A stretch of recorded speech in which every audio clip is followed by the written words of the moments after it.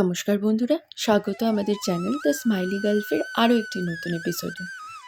রথযাত্রার পবিত্র তিথি চলছে, সোজা রথ আমরা পেরিয়ে এসেছি, এখন উল্টো রথের অপেক্ষায় দিন গুনছি। তাই চলুন আজ জগন্নাথ ধামের মহাপ্রসাদের একটি অন্যতম প্রসাদ খাজা তৈরি করা যাক।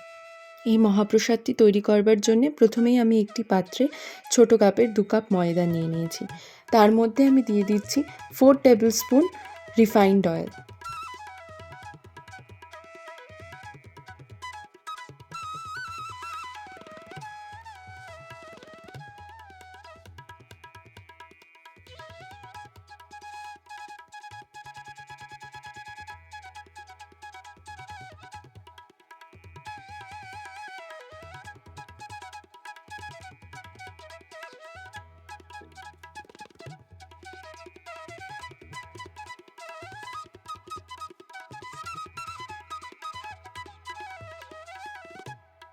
ময়দায় একটি চামচের সাহায্যে তেল মেশানো হয়ে গেলে তারপর 7 থেকে 8 মিনিট হাত দিয়ে মেখে নিতে হবে ময়দাটা।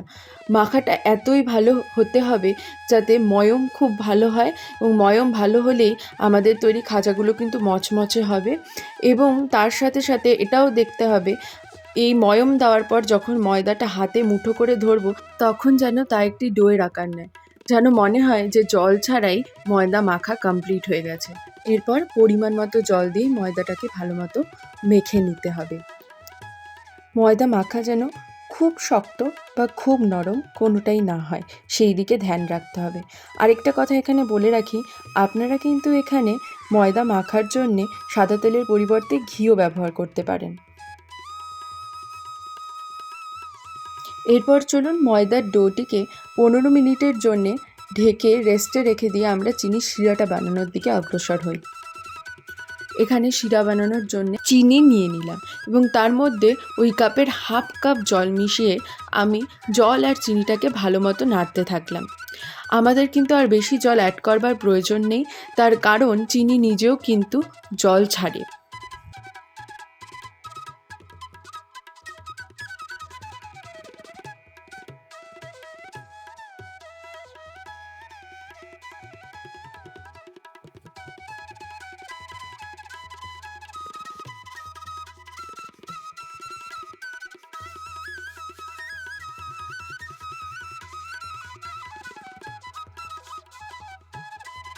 জলটা কিছুটা ফুটে উঠলে তার মধ্যে আমরা ছোট 3-4টে এলাচ দানা অ্যাড করব, যার ফলে এটার মধ্যে একটা খুব সুন্দর ফ্লেভার হবে। যখন আমরা খাজাগুলোকে ভাজবার পর এর মধ্যে রাখবো, মানে এই রসের মধ্যে রাখবো ভেজানোর জন্যে, তখন খাজার মধ্যেও এই ফ্লেভারটা কিন্তু মিশে যাবে।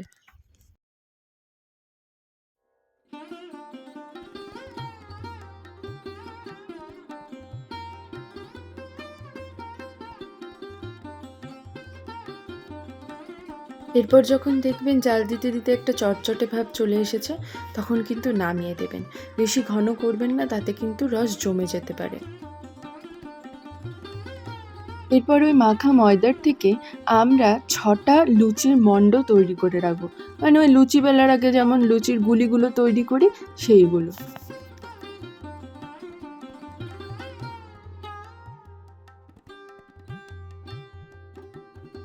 এরপর 6টা লুচির মণ্ড থেকে 6টা লুচি বেলে নিতে হবে, কিন্তু এই লুচি বেলাটা একটু অন্যরকম হবে, যার আকারটা সাধারণ লুচির তুলনায় অনেকটাই বড় হবে এবং বেলাটা যাতে এতটাই পাতলা হয় লুচির 2 পিঠ যেন একদম ট্রান্সপারেন্ট মনে হয়, মানে এই পিঠে হাত দিলে যেন ওই পিঠে হাতের প্রতিচ্ছবিটা দেখা যায়।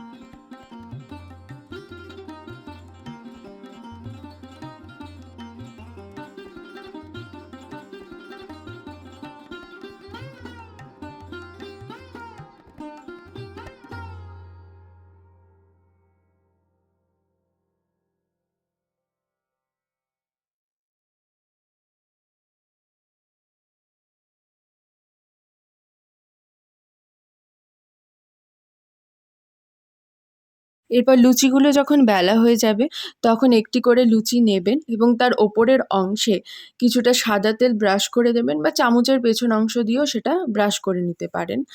তারপর তার ওপর কিছুটা চালের গুঁড়ো ছড়িয়ে দেবেন এবং তারপর অপর একটি লুচি এর ওপর চাপিয়ে দেবেন। সেটার ওপরেও আবার এইভাবে একইভাবে সাদা তেল আর চালের গুঁড়ো ছড়িয়ে তার ওপরে আরেকটা, এইভাবে একে একে সব লুচিগুলো একের ওপর আরেকটা চাপিয়ে দিতে হবে।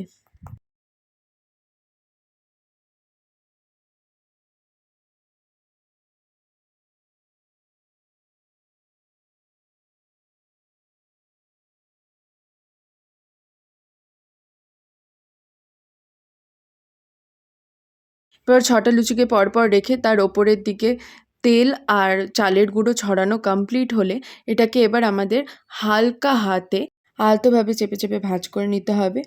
এটা খেয়াল রাখতে হবে যে ভাঁজ করার সময় যাতে কোনো এয়ার এর মধ্যে প্রবেশ করতে না পারে, তাতে করে কিন্তু খাজাটা খুলে যাওয়ার সম্ভাবনা থাকে। কিন্তু ভয় পাওয়ার কোনো দরকার নেই, ভীষণ ইজি। ভাঁজ করাটা আমি দেখিয়ে দিয়েছি, আপনারা দেখে নিন, আপনাদেরও খুব ইজি মনে হবে।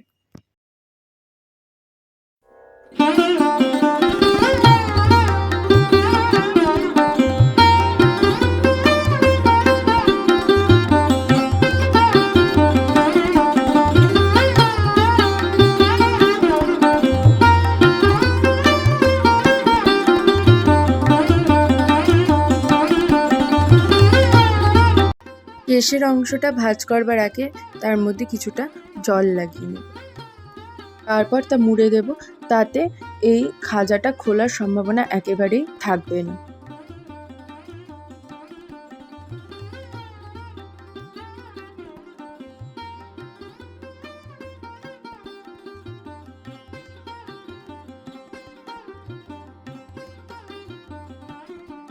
এরপর নাইফের মাধ্যমে আমরা দৌড় থেকে এরকম ছোট ছোট অংশ কেটে নেব। এটা কিন্তু হাত দিয়ে করার চেষ্টা করবেন না, তাহলে কিন্তু ঠিকঠাক শেপ আসবে না।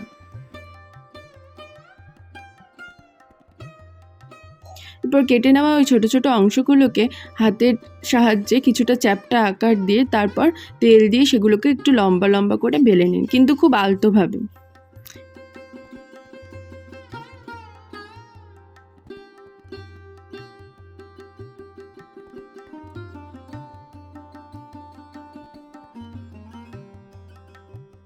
এরপর বেলা হয়ে গেলে তারপর কড়াইতে তেল বসিয়ে তেল গরম করে, সাদা তেলেই করছি, তার মধ্যে এই খাজাগুলো দিয়ে দিতে হবে। এরপর ৫-৭ মিনিট ধরে লো টু মিডিয়াম আঁচে আমরা এই খাজাগুলোকে ভাজবো।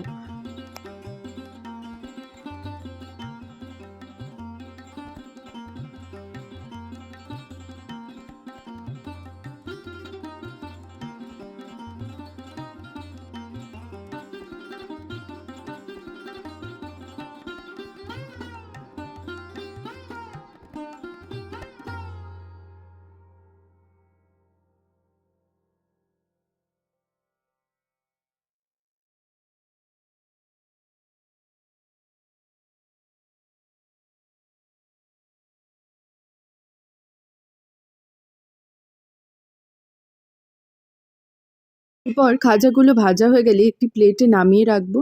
৫-৭ মিনিট পর যখন নর্মাল টেম্পারেচারে আসবে তখন সেগুলোকে ওই চিনির শিরার মধ্যে দিয়ে দিতে হবে। চিনির শিরার মধ্যে ৫-৭ মিনিট রেখে তারপর একটা বাটিতে উঠিয়ে রাখুন। ওপর দিক দিয়ে সামান্য শিরা ছড়িয়েও দিতে পারেন।